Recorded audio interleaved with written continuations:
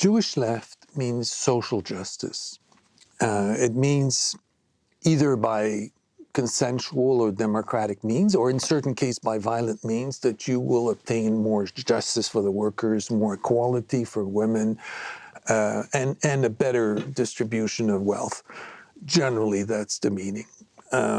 It has in it values of the Enlightenment, values of equality, and the French Revolution. But there's not just one Jewish left. There's many. That's something that's sometimes overlooked. There's communism, there's socialism, there's anarchism, and there are many other varieties.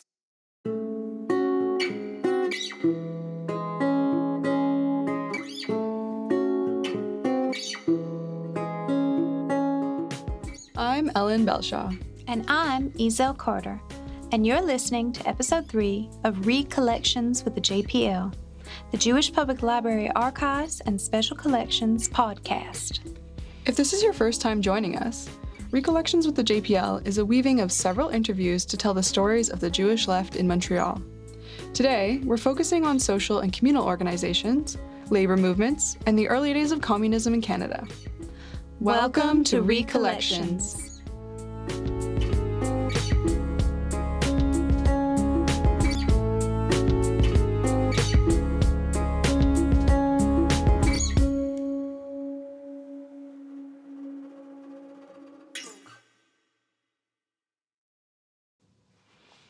Okay, so you know how we do. We just hit record.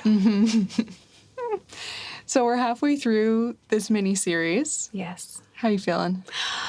Oh my gosh, it's so hard. It's so much work. Oh, so much respect to podcast creators out there. No joke. Yeah, it's been difficult to figure out where to put certain things. I think with the structure we've chosen and the topic we've chosen, we've made it very hard for ourselves, but it's fun at the same time.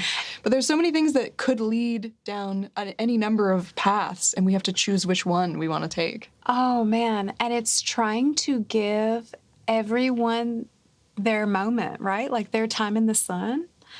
And there's got to be like 100 of these organizations just here, just in Montreal. So it has been a little overwhelming, but also like endlessly fascinating, trying to just taper it down so that we can get it under an hour. I know.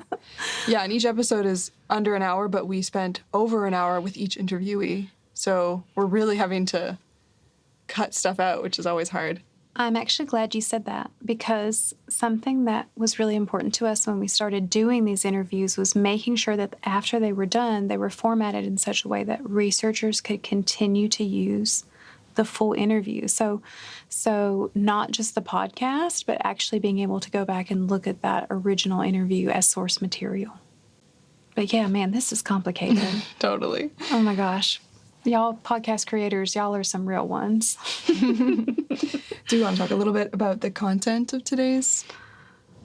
I mean, I know you had some thoughts, especially considering what's going on today and what has been going on here since 2023. Yeah, this episode's interesting because we talk a lot about labor movements, organizing, activism, things like that.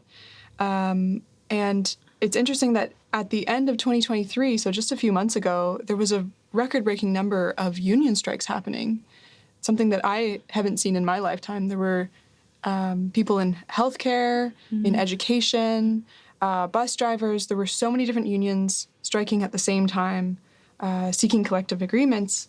And I think a lot of what's happening in this episode, or the content we cover in this episode, kind of ties to that more recent history too. Yeah, I know. I recall when we were interviewing particularly Ester Reiter, who was the author of A Future Without Hate or Need, that she kind of made the comment that, this fight is not new, and it's been ongoing. I mean, honestly, probably since the birth of man, right? Yeah. So yeah, it's always timely, but it feels particularly so right now. Mm-hmm. Yeah, I mean, I don't have an agenda here, but I'm definitely interested in making these kind of connections through history, like you're saying. And it makes a lot of sense in the most basic way that when people determine that what they are experiencing isn't working for them, that they will start to imagine a better future and then often start working towards that future. And that's a root of what I see through all of these different organizations and groups that we're going to dive into in this episode, and kind of the basis of the whole leftist movement, right? Absolutely. Yeah. So are you ready to dive in? Totally. Okay, well, I am particularly happy to share, as is my good friend Ellen, that we are including a special ninth speaker in today's episode. We are featuring some clips from our archives from a 1993 interview with the infamous organizer Lea Roback, conducted by our very own archivist emeritus, Eiran Harris. You'll hear more about Lea and her story interwoven throughout this episode. Pierre Anctil starts us off today. The immigration figures plummeted. Canada closed its door to immigrants almost totally. Not Jews only, but all immigrants. So for communities like the Jewish community, it severed a very constant and deep link with the countries of origin. And it created a great deal of insecurity, despair, and I would say even people lost faith in the society they were living in, hence the development of left-leaning organizations who of course criticized communism, capitalism very strongly. So that's one element. At first, they were all part of the arbitering, and you know what the criteria was? If you hated the capitalist system, then you were in. You could be an anarchist, you could be a social democrat, you could be a left-wing Zionist. Everybody fit under that umbrella. We can loosely, in terms of the Jewish context, talk about three areas of what becomes the Jewish left that is very much in dialogue with the non-Jewish left in Russia and in Western Europe at the time. And that is something like socialists and anarchists on one side, or not on one side, but one group would be kind of a socialist anarchisty group. Another group is socialist and anarchist with cultural nationalism, let's say, which is more of a Bundist take. And then leftist Jews who have a sense of or believe that land or territory is very important for political projects, and which would be more the territorialists or left Zionists. And so the question of what were the political movements of Jews? What were the political movements of Jews in Montreal in the early 20th century? It's helpful to think of these three strands as being ideas that are present or movements that are present. What I would call the socialist or anarchist tendency, one group that kind of comes together as the Arbiter Ring in 1907. The Arbiter Ring, which means workman's circle, was then a Jewish fraternal organization. Based a Jewish workers fraternal organization, and they were quite open in who they allowed into the group. So it included socialists and territorialists, Marxists, social democrats, Bundists, and that's kind of one. The Arbiter Ring, which Hirschman was involved in, starting in 1907, serves as kind of the gathering house for the different strands of Jewish leftists at the time. But if you go on the cemetery, as Sam and I, you'll recall, Sam, when we were there, you can go on the Workman's Circle Cemetery and see people's graves. They devoted their lives to the working class. You can go on the communist section. They devoted their hammer and sickle on their tombstone. People go nowadays to hear a show, an indie rock show at the Sala Rosa in St. Lawrence. That was the Arbitering, the Workman's Circle. Why did they build that? Because for the same reason all these Jewish mutual aid societies started. Because they did not want working class Jews. The Arbitering on St. Lawrence, they said, we're going to have a dance. We want workers to meet other workers. You're going to have a gym. We want working class Jewish kids to be with other working class Jewish kids.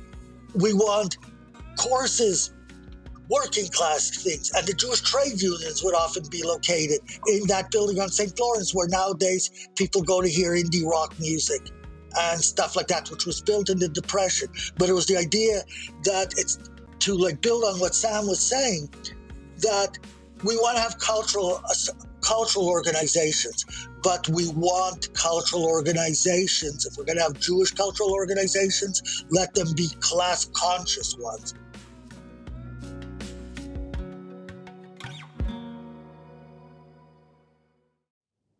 The United Jewish People's Order, the Orden der Orden, I think was born in the middle 1930s, and it's not clear to me, having seen something of the documents associated with the organization, just why it was founded, but that it was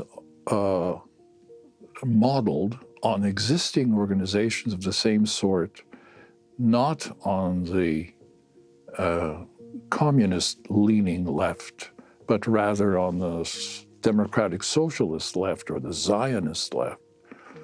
It was modeled on those communal organizations. Those organizations have much older roots than the UJPO. But the UJPO, well, borrowed the same features which made them attractive. It offered, obviously, a social life and a literary life and cultural activities and enrichments of all sorts. It offered its members medical assistance and sick pay if they were in their insurance, if they fell ill and couldn't work. It offered a burial plot. All of this was paid for by the dues that members paid in. So it was like other sick benefit organizations, but with much more attached, because it had a fundamental ideology, which was frankly communist or communist-leaning, at least in its ideals. Some of its leaders, perhaps most of them, in the executive committee of this organization were themselves members of the Communist Party. And there was something of a novelty in that they organized themselves into branches by gender. So men's branches and women's branches. And I think this was inspired by the ideal that it was attributed to the Soviet Union of liberation of women towards complete equality, social equality. It offered a place where people of like mind could meet and talk and enjoy company.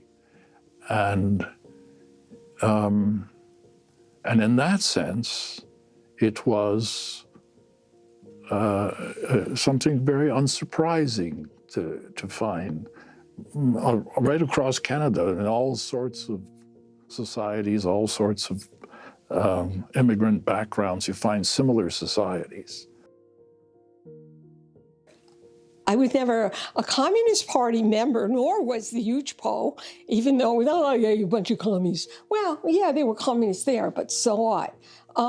Nothing that we did, there was nothing that we did in this country that had anything to do with what was going on over there. Excuse me, organizing unions, defending working people, fighting racism.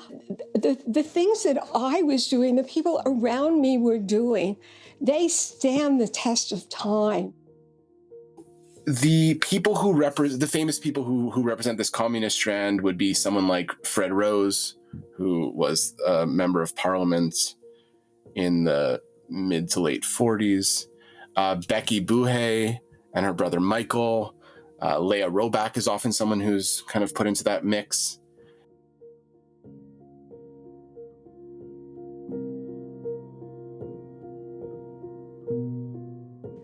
So Lea Roback was a trailblazing feminist, labor organizer, communist, and peace activist.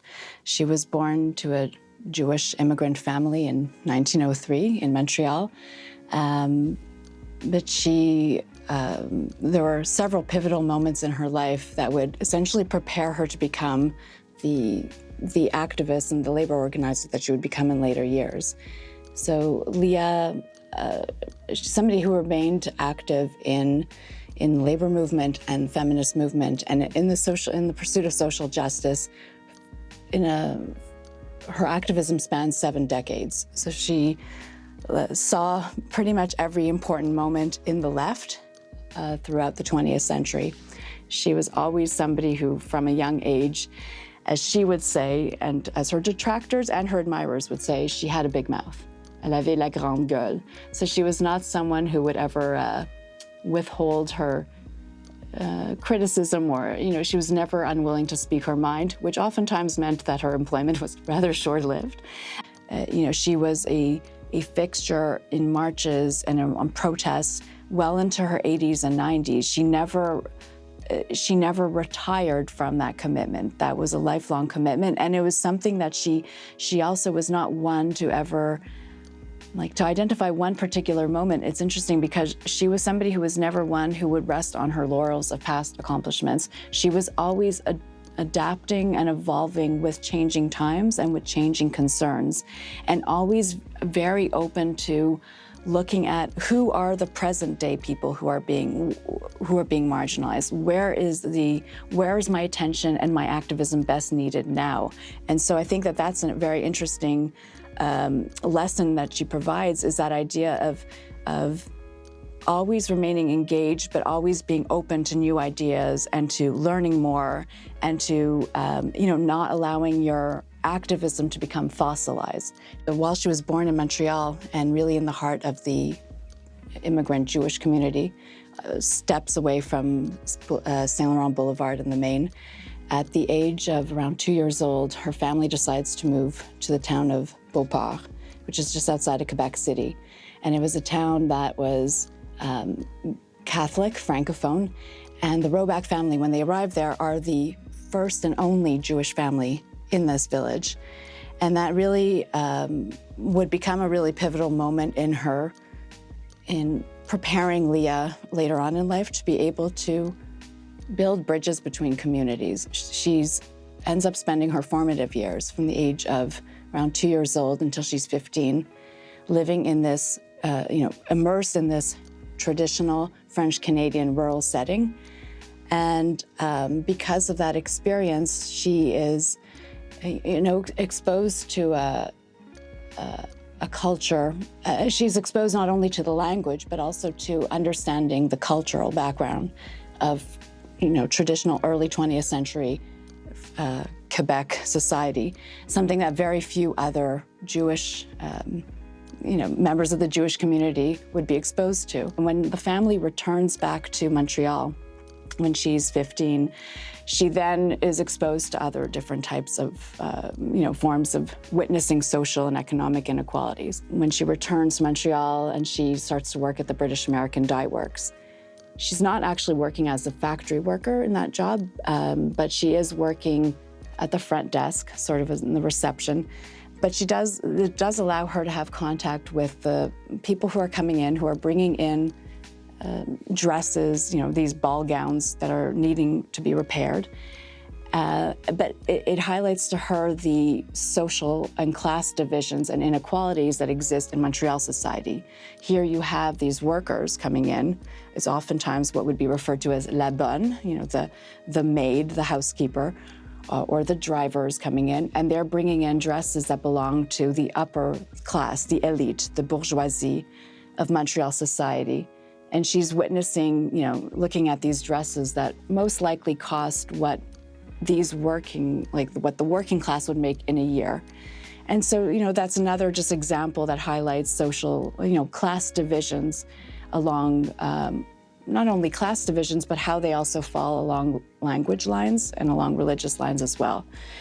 But even more importantly in that job is just her exposure, her ability to start to talk one-on-one with the working class. She's also kind of a Francophile. She loves French literature, French theater, French, performance. And so she, in 1927, decides to go and study French literature in Grenoble, in France.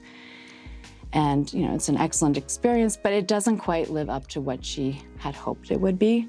And so shortly thereafter, by 1929, she actually decides to move to Berlin. And that's the next, I'd say, the pivotal moment in her life as a left-wing activist.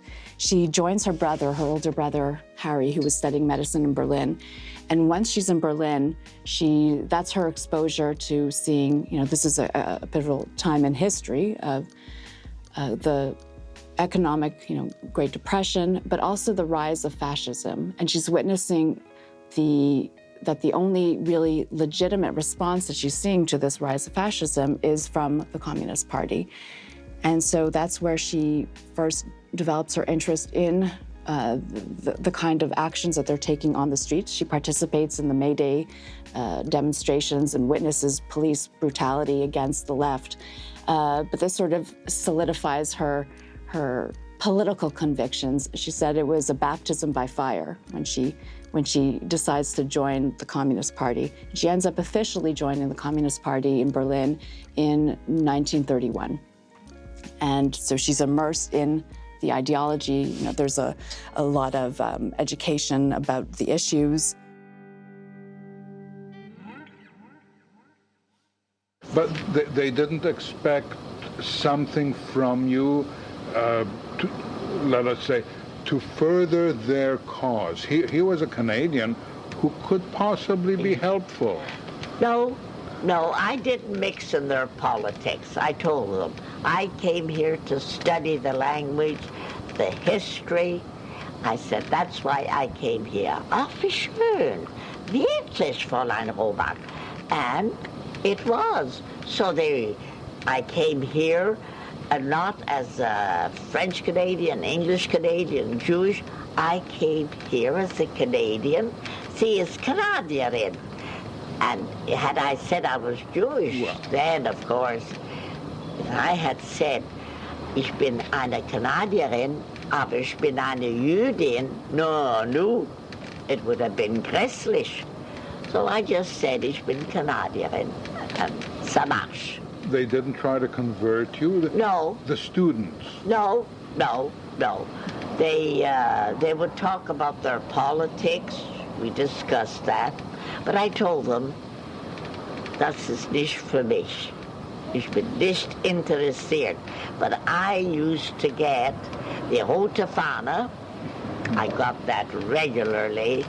And I used to go to the communist meetings, because at that time I was red. Shortly thereafter, though, obviously the context, the political climate is becoming increasingly hostile. There's Hitler is coming into power. As a Jewish woman and a member of the Communist Party and a foreigner, her friends and her comrades in the movement very quickly let her know that she really should be leaving and that she should take this opportunity to return to Canada. And she's very resistant at first. She's somebody who is very tenacious. She is fearless. She always wants to be on the front lines and fighting against injustice. But she quickly realizes that she has to return to Canada. And so when she returns, she's now coming with all of this ideological baggage. She's fully immersed in the movement in the Communist Party. She arrives back into Montreal, which is now also quite different than the Montreal, and certainly the Montreal Jewish community that she had left in the 1920s.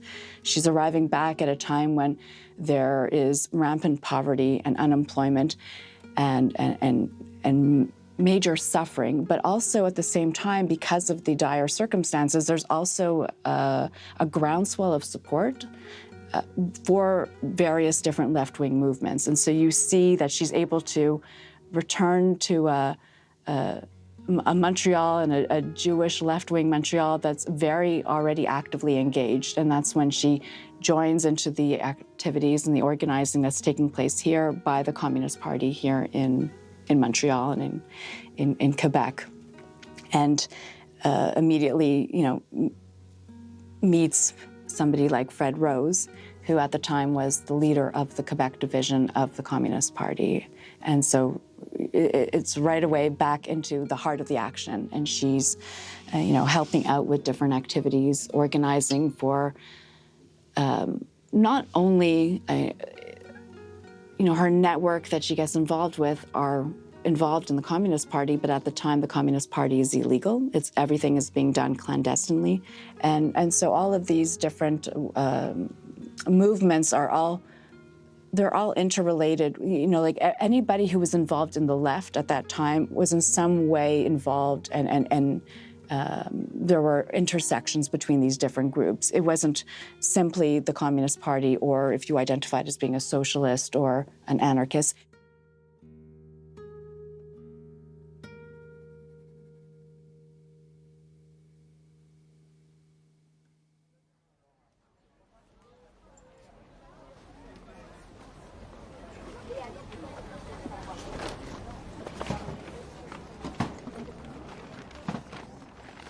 But let's talk about a famous luminary who came to Montreal. Emma Goldman, the most dangerous woman in America. As she was called by J. Edgar Hoover, exiled from the United States. People often know her. If they've watched the movie Reds, they know all about Emma Goldman. Emma Goldman comes to Montreal in 1908. And she writes afterwards, she came to this city, Montreal. It's horrible. It's dark. It's cold. It's priest-ridden. The Catholic Church runs everything. But there is one hope in Montreal. And what is that? It's the influx of masses of Jewish immigrants who, wherever they go in their travels in the world, bring with them the class struggle and the struggle for revolution. Emma Goldman, by the way, visits Montreal very, very frequently. And she gives speeches. This is also part of Jewish left history in Montreal during the Depression on the corner of Mount Royal and St. Lawrence, 9 Mount Royal West, to be more specific. There was all the left-wing organizations and the various Jewish mutual aid societies, sick benefit societies, you name it, they all open up a Jewish soup kitchen for the unemployed. This becomes a Jewish cooperative kitchen. Okay, you don't have to be Jewish to go in. You can get a very cheap kosher meal there so that everybody should feel free to eat, religious or non-religious. The interviewer says, you interview her, you think the only thing she's interested, her main interest in life is Jewish culture, Jewish life, the future of the Jews, the past of the Jews, etc., etc., etc.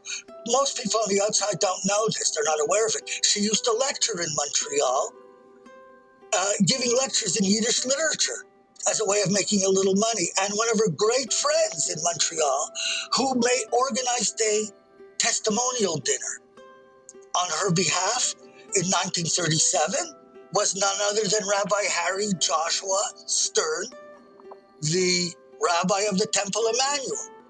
And at this testimonial dinner, he said that his great friendship with Emma Goldman taught him that you could have excellent values even if you don't believe in God. And she responded that her great friendship with Rabbi Stern taught her that you could have excellent values even if you do believe in God.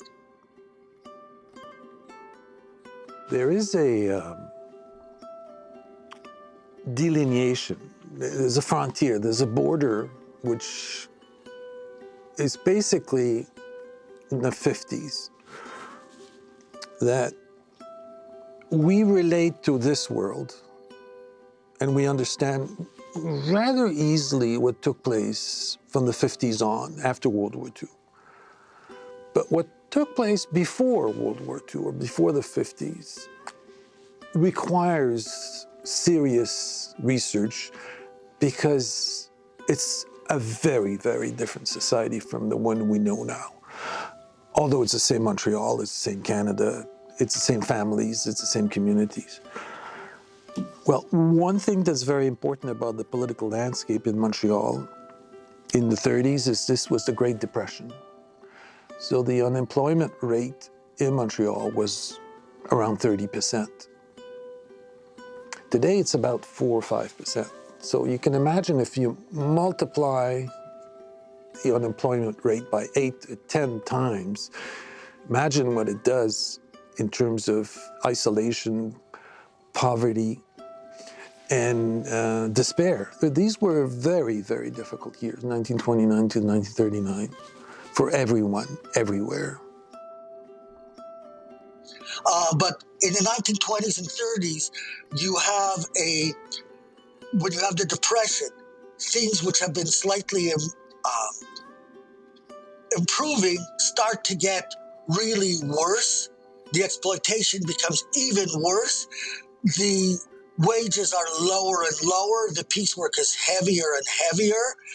And at the same time, you have the rise of fascism in Europe with its adherents as well in Canada, and especially openly in the province of Quebec.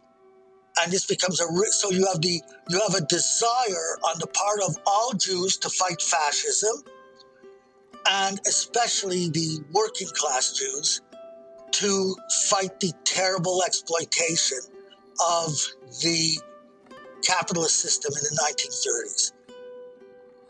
The period from the mid-19th century to right into the 20th century, up to and including the First World War and the 1920s and 30s, this was a period of the growth of nationalisms everywhere. And in European history, it led to, of course, a series of wars and 2 world wars. Empires, multinational empires, disappeared. National states, driven by, in most cases, a very extreme self-identifying national consciousness, led by nationalist intellectuals mostly.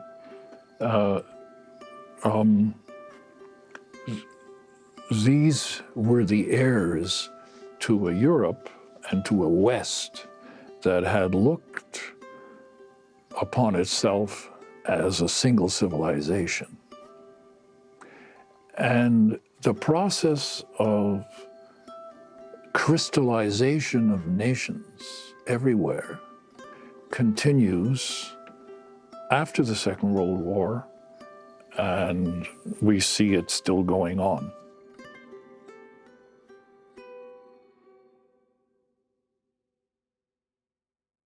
You know, even to this day, when I think of it, how could that have happened?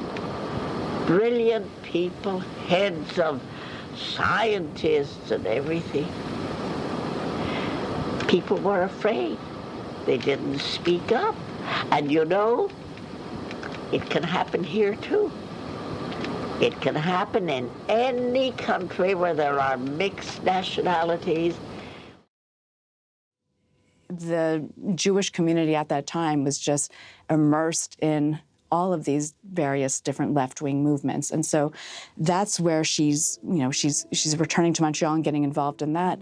And because of her her connection that she forms with Fred Rose, she is then, they develop not only a partnership in terms of their activism and as fellow comrades, but a real genuine friendship. And so when he decides to run for his first campaigns, initially they were unsuccessful, but he tries in 1935 to run for in the federal election. And then the next year in the provincial election, he asks Lea to be his campaign manager. And again, what he's identified in her are those skills that were very much a result of the trajectory of her life. She's somebody who is perfectly at ease in Yiddish, in English, and in French. She's somebody who's well-versed in all of the political terminology, and she has the consciousness of somebody, of a good Communist Party member. But also she's somebody who's fearless, who's somebody who's not afraid to stand on the street corner, hand out pamphlets, go door to door and canvass. And so she's the perfect fit, just out of her, by her nature too. The Communist Party of Canada was outlawed in 1919. So that remained until the war, because during the war, the USSR and the Allies, of course, were fighting against the Nazis together. So that cooled down the relationship and the hostility to communism. But in the interwar period, there's a great deal of hostility to communism everywhere in Canada, except among those who often are of foreign origins, which is one of the criticisms that were leveled against them, Jews and non-Jews, who brought with them these notions from Europe when they migrated.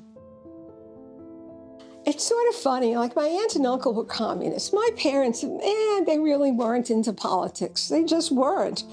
But they were immigrants, and there was something about the comfortableness of the values of the left that I think attracted them so much that even though everyone was scared during the 50s, they still sent me to Camp Kinderland, which was investigated, by the way, by the House Un-American Activities Committee. So how did, I actually have a lot of respect for people who have to think this through and go to the left. I grew up in the left. This is what it was. So I didn't have to make that leap. In Canada, in the 1930s, the Communist Party, specifically the Communist Party, became the main party of Jews. In the 1930s, with the rise of fascism, it often seemed to Jews that the communists were the real ones who were standing up to defend the Jews.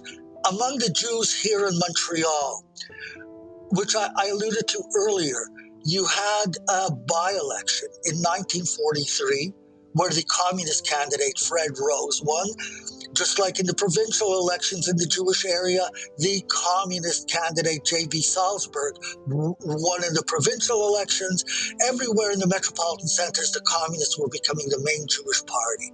Not only did the communists had succeeded in showing the Jews that not only are they the main group to fight for working class issues, and they presented practical things. They stopped talking about socialism, what the future would look like, just certain things. Let's propose this kind of legislation. Let's propose a law against anti-Semitism. Let's propose a law about the minimum wage.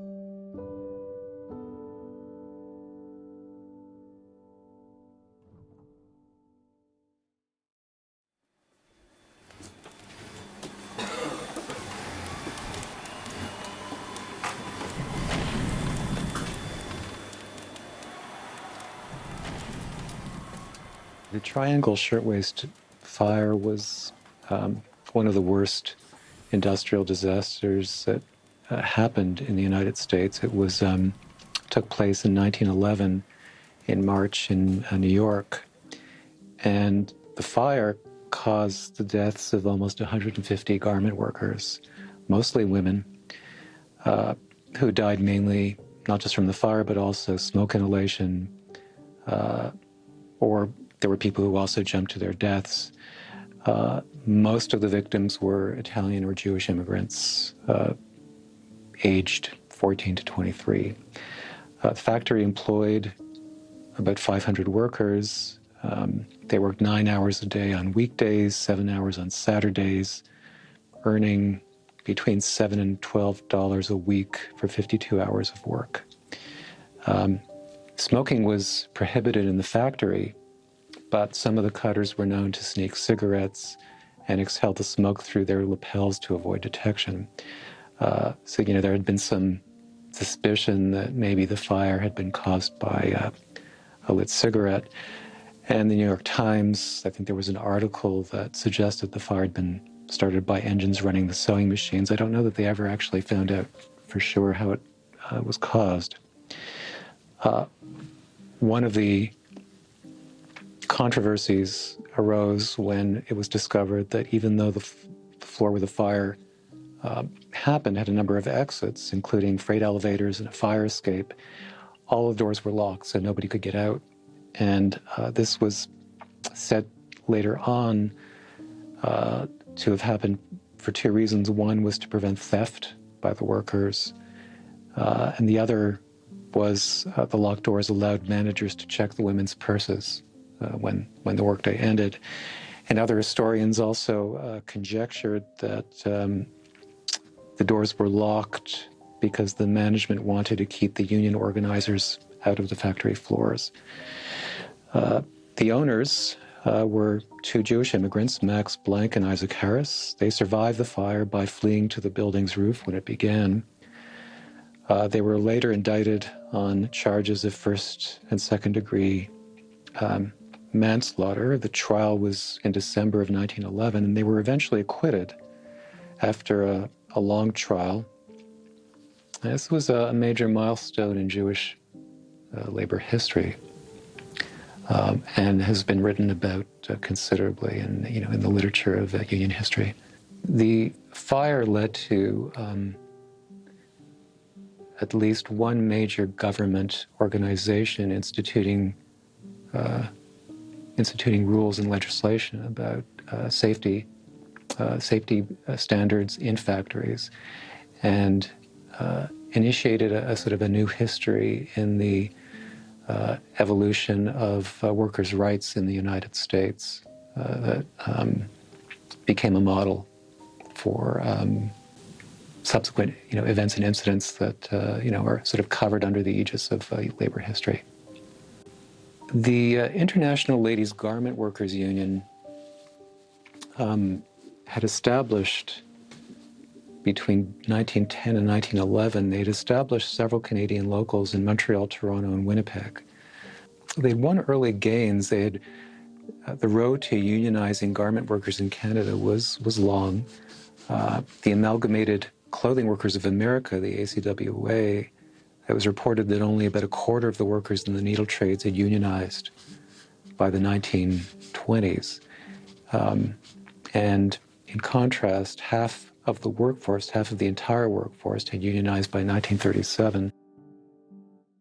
So at this point, the ILGWU is looking to try to make a campaign to attempt to enter, to come in and bring the union into Montreal's garment industry, which at that point, despite the fact that Montreal was the capital of clothing production in all of Canada, the unions were having a tremendous amount of difficulty in successfully reaching the workers and getting their foot in the door into that industry, because they were faced with the problems of, well, for one, a political and a religious and a social climate that was quite hostile towards unionization, but also because they were faced with a workforce, particularly in the dress industry, that was primarily female, about 80% female, but also predominantly French-Canadian Catholic.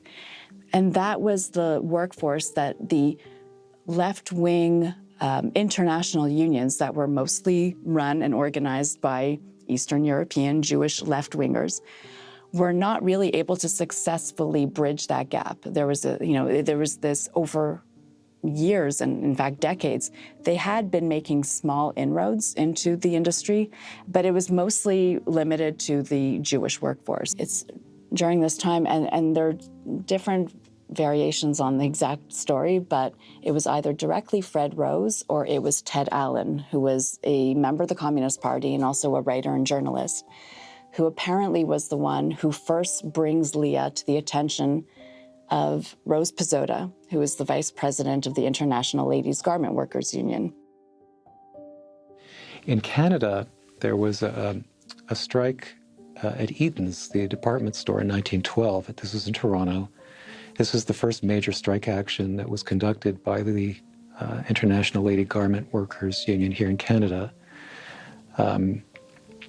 Specifically, what happened was that in 1912, 65 men who worked as machine operators sewing coats refused to follow new orders to complete finishing work. And the owner, Timothy Eaton, demanded, without offering an increase in pay, some fairly substantial, production that just the men would refuse to do. So there was a strike, and it was effective in Toronto's immigrant Jewish community. And this actually formed a backdrop to what happened in the fall of 1936, when the ILGWU began to organize workers here in Canada, in Toronto, Winnipeg, and Montreal. The workforce here was almost entirely female, in numerous sweatshops where the conditions were just horrible. The men who were the tailors and the cutters, and who they themselves were already well-versed in these movements, so that wasn't where the challenge lay.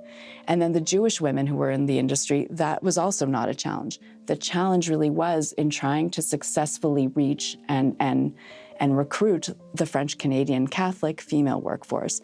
And for years, that had been considered to be simply impossible. They would say whether it was the unions or even whether it was the government of Quebec or the Catholic Church, they would all just say that those women, the French-Canadian women, were not organizable.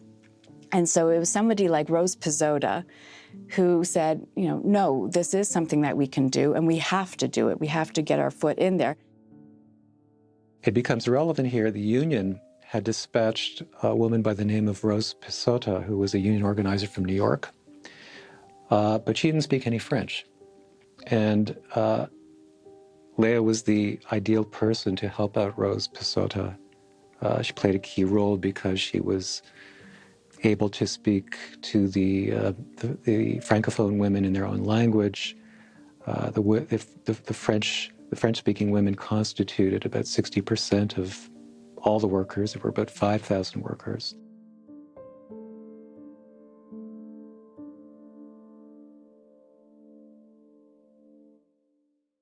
If she was there as a worker, they told her, c'est 6 piastres par semaine.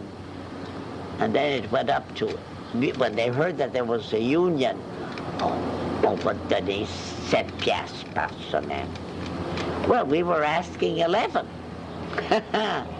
And they sent this Rose Pizzota. She was a wonderful organizer, a Ukrainian Jewess, but she always said she was Spanish because at that time, Jews, not so kosher. So she'd say, Pizzota? Her name was, I don't know, Pruschnitz or something. Pizzota, knew. And Rose Pizzota said, we're going to organize. And I knew about unions. I said, it's about time. She says, will you help us? I said, sure I will. I did. These were women that she knew. She could relate to them. These were women that were just the same as her friends during her childhood or the neighbors that she grew up around. And so she is identified and approached and hired to be the director of education for the International Ladies Garment Workers Union. And that's starting in 1936, and she would play a really instrumental role during the subsequent months of their campaign, leading up to what I would argue is one of the, or deserves to be recognized as one of the most important strikes in Quebec labor history, which is the dressmakers' strike of 1937, or often also referred to as the Midinette strike. And it's would become the largest strike of female workers in Quebec history and would remain so for decades to come. And after about 3 weeks, they signed a collective agreement. The strikers celebrated their victory, but a year later, the contract was broken in the face of anti-communist purges that were more common, I guess, in the 1930s here in Montreal. Lea, in particular, left the garment workers in 1939, but she continued the struggle to improve the conditions of working women throughout the rest of her life, through the 40s and on. But it is the first successful attempt by an international union, or a union that the detractors would often refer to as a Jewish union or a communist union, even though they absolutely were not that far left. But it's their first time that a secular, a neutral union from, that was easily be able to be dismissed as just being, a threat that comes from the Jews and the communists and the outsiders, actually manages to convince thousands of French-Canadian workers to join and to go on strike, and they're successful. So it's a really monumental moment in, I would argue, not only in labor history and certainly not limited in its impact to the garment industry, but that really paved the way for important gains in the labor movement across all different sectors. It also paved the way for many important gains in terms of women's rights. Going through Lea's materials, the first thing that popped into my head was the personal is political, which is usually associated with second wave feminism. And when you talk about Lea, I think that there's no way that you can disconnect this idea of the personal is political from Lea, because she was second wave feminism before that even became an idea in the 60s, right? She was this person who knew that the way that a woman was confined or was operating in her own sphere, in her home, in her domesticity, how she was in the workplace, those were all kind of viewed as women's things, but not necessarily political, which is of course not true. And when you look through Lea's collections, you can see this very intimately, because she is very close to her family, but she understood that a woman's reproductive health was directly consequential to her own personal happiness, but also to the way that she interacted with the world around her, and that as a communal group, women had all of the same types of personal problems that they were facing. And so her collection is the very definition of the personal is political, and you see that through everything that she does in her work. Trying to understand how important she was to so many people, but just the sheer magnitude of will that this woman must have had to be able to connect with so many different communities the way that she did is just amazing, still to this day. Because at the time that she was within the labor movements, at the time that she became, when she was in Germany in 1929 and joined the Communist Party, and coming back to Montreal and still working for the Communist Party, but also working with the YWHA and helping women with education and with trying to better themselves.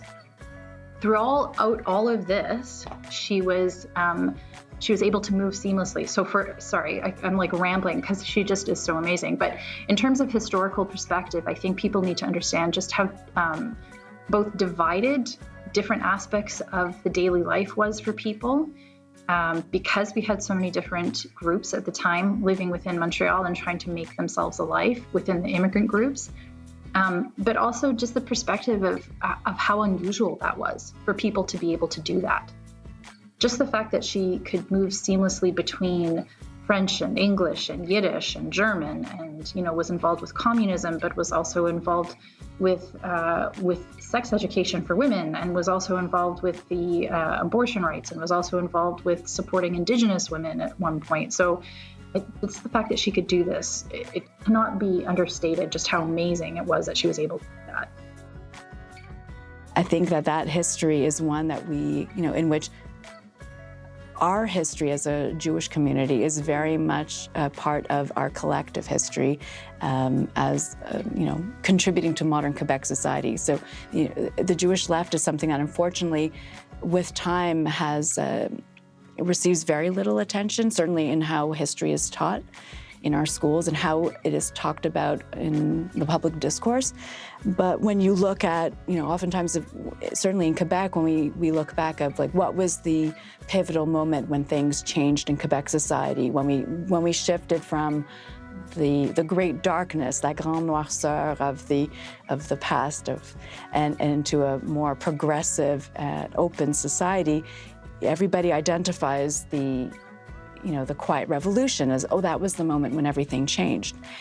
But in essence, the roots of the Quiet Revolution can be traced even further back. It didn't just start there, and you can trace its roots back even to these early movements that were brought, that were very much present in the early Jewish immigrant community of Montreal at the time.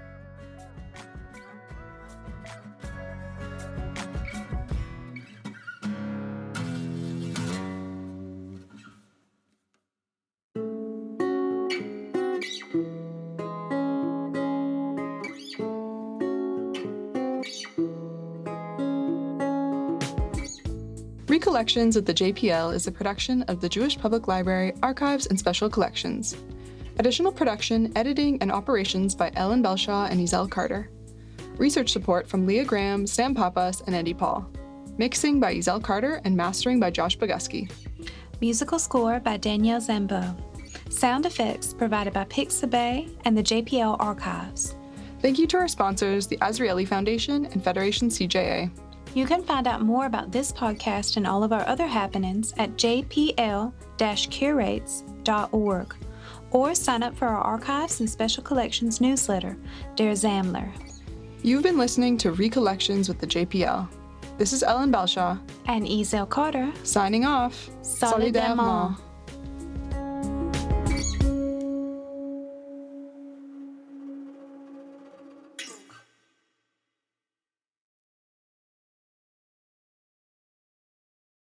Solidarement. Is that how we're saying it? Say it together. Solidairement? Oh, I can't do that. You just did it. No, I can't. Okay. Solidairement. Okay, do it one more time. I'm trying Give it to to me one undo more it a time. bit. Solidairement. Solidairement. Solidairement. Solidairement. Solidairement.